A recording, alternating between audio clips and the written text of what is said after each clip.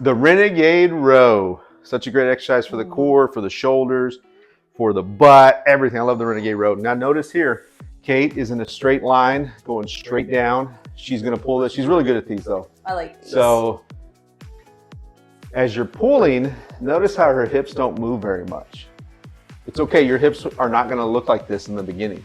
This is years of training. However, you can focus on not allowing your butt to come up. What I like to think about is a string that's attached from my hip bone to the dumbbell. And I try to think about that string pulling down into the dumbbell. So it's like it's coming together and then stretching apart. So I try to think about my hip, that hip and weight pulling in towards each other. So it makes that hip pull into the weight as I work. Yeah. Boom, so that it's not like this, okay? And yeah, you show them on the knees too. Yeah, on the knees as well.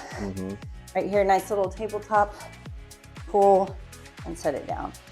Yeah, that's the Renegade Row. And you're really pushing the weight into the dumbbell that's on the floor, really pushing the weight into that dumbbell as you pull the other one up.